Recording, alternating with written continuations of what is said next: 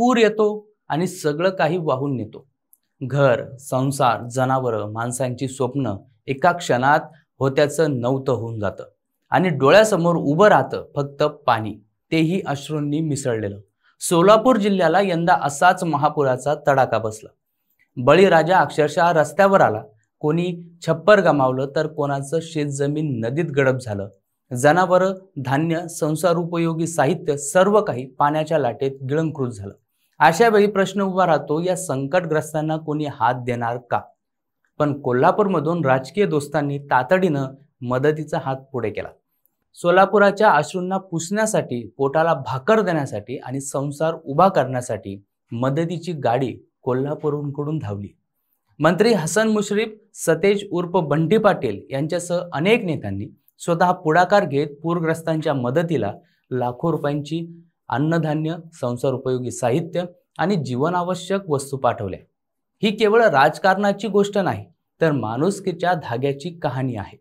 एक जिल्हा दुसऱ्या जिल्ह्यासाठी कसा धावतो हे पाहिलं की अजूनही आपली माणुसकी जिवंत आहे हे पटतं, आणि तेच आजच्या व्हिडिओच्या माध्यमातून आपण समजून घेणार आहोत। नमस्कार, मी सूरज कामे आणि तुम्ही पाहताय सत्य पे सत्ता, म्हणजे थोडक्यात पण महत्त्वाचं। सोलापूर जिल्हा यंदा निसर्गाच्या प्रचंड रौद्ररूपाचा बळी ठरला। सीना नदीला आलेल्या महापुरानं संपूर्ण जिल्ह्यात हाहाकार माजवला। शेत वाहून गेली, घर उद्ध्वस्त झाली, पशुधन वाहून गेलं आणि बळीराजा हातातोंडाशी आलेला संसार पाण्यात जाताना हतबल नजरेनं बघत राहिला। या प्रलयानंतर उभा राहणारा प्रश्न होता, आता पुढे काय होणार? पुराच्या लाटा ओसरल्या, पण मागे उरलं ते हताश, निराश चेहरे। गावोगावी पाण्याने पोखरलेली शेतजमीन, चिखलाने भरलेली घरं आणि सरायला गवत उरलं नाही म्हणून हंबरडा फोडणारी जनावरं। यावेळी कोल्हापूरमधून राजकीय दोस्त मदतीला धावून आलेत। राज्यातील वैद्यकीय शिक्षण मंत्री हसन मुश्रीफ यांनी तातडीने निर्णय घेतला आणि जवळपास 51 लाख रुपयांच्या अन्नधान्याच्या किट पूरग्रस्त जिल्ह्यांसाठी पाठवल्या। पहिल्या टप्प्यात तब्बल 900 अन्नधान्य किट सोलापूर आणि धारापूर जिल्ह्यात पोहोचत्या झाल्या। या किटमध्ये दैनंदिन गरजेचं सर्व साहित्य आहे।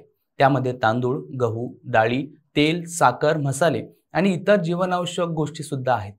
मुश्रीफ हे महाविकास आघाडी सरकारच्या काळात काही दिवस सोलापूरचे पालकमंत्री होते, त्यामुळं या जिल्ह्याशी त्यांचं नातं घट्ट आहे। पूरग्रस्त परिस्थिती पाहून त्यांनी केवळ मंत्री म्हणून नाही, तर एक जबाबदार मित्र म्हणून देखील मदत केली आहे। त्याचबरोबर काँग्रेसचे विधान परिषदेतील गटनेते सतेज उर्फ बंटी पाटील यांनीही मोठा हातभार लावला। त्यांनी 6 टेम्पो भरून जीवनावश्यक साहित्य पाठवलं। यात देखील गहू, तांदूळ, ज्वारी, साखर, रवा, बिस्किट, कपडे आणि पिण्याचं पाणी यांचा समावेश होता। सोलापुरातील पूरग्रस्त कुटुंबांना हे वाटप काँग्रेसचे शहराध्यक्ष चेतन नरोटे आणि जिल्हाध्यक्ष सातलिंग षडगार यांच्या हस्ते करण्यात आलं। पुरामुळे उभा राहिलेला मोठा प्रश्न म्हणजे पशुधनाचा। अनेक ठिकाणी जनावरं वाहून गेली, तर वाचलेल्या जनावरांसाठी चारा उरलेला नाही। जिल्हा प्रशासनानं शेजारच्या जिल्ह्यातून चारा उपलब्ध करून दिला, पण तो अपुरा होता। या पार्श्वभूमीवरही मदत कार्य महत्त्वाचं ठरलं, कारण शेतकरी केवळ घरापुरता नाही, तर जनावरांशी जोडलेला असतो। या सर्व घडामोडीत एक चित्र स्पष्ट होतं। राजकीय मतभेद, पक्षीय भिंती बाजूला सारून जेव्हा मदतीचा हात पुढे केला जातो, तेव्हा खरी माणुसकी दिसत असते। हसन मुश्रीफ राष्ट्रवादी काँग्रेसचे, तर सतेज पाटील काँग्रेसचे, पण पक्ष बाजूला ठेवून त्यांनी सोलापूरकरांसाठी तत्पर मदत पोहोचवली। पूरग्रस्त भागात मदत पोहोचतात लोकांच्या चेहऱ्यावर आशेचा किरण दिसून आला। आता संसार उभा राहील असा विश्वास लोकांनी व्यक्त केला।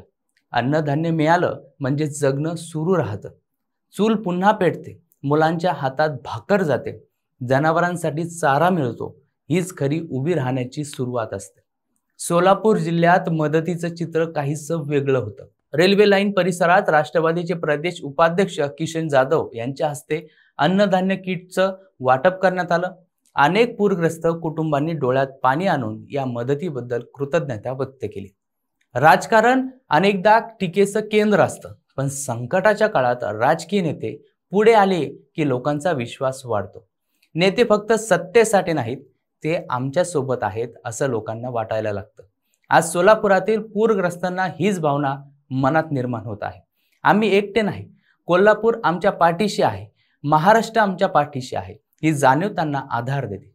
पुरानंतरचं पुनर्वसन अजून खूप मोठं आहे. चिखल काढायचा आहे, घरं दुरुस्त करायची आहेत, शेत परत उभी करायची आहे. पण पहिला टप्पा म्हणजे पोटाची भूक भागवणे. हा महत्त्वाचा होता आणि तो कोल्हापुरातून आलेल्या मदतीमुळे पूर्ण झाला. आज या मदतीच्या कहाण्या गावोगावी सांगितल्या जात आहेत. हसन मुश्रीफ यांनी मदत पाठवली, बंडी पाटलांनी टेम्पो भरून धान्य दिलं, कोल्हापूरचे दोस्त आमच्या पाठीशी आहेत हे वाक्य आता लोकांच्या तोंडून ऐकायला येतंय. ही फक्त मदत नाही तर जिल्ह्यांमधल्या मैत्रीचा, भावनेचा आणि माणुसकीचा धागा आहे. सोलापूर जिल्हा आजही पुरानंतरच्या जखमा भरून काढत आहे.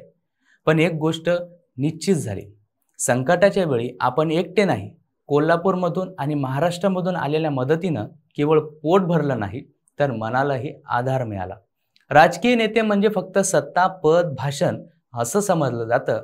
पण जेव्हा हेच नेते संकटात धावून येतात तेव्हा त्यांच्या कार्याचं खरं मोल कळत असतं. हसन मुश्रीफ आणि सतेज पाटील यांनी हे दाखवून दिलंय. राजकारण बाजूला ठेवून माणुसकीला प्राधान्य दिलं तर कोणतंही मोठं संकट राहत नाही.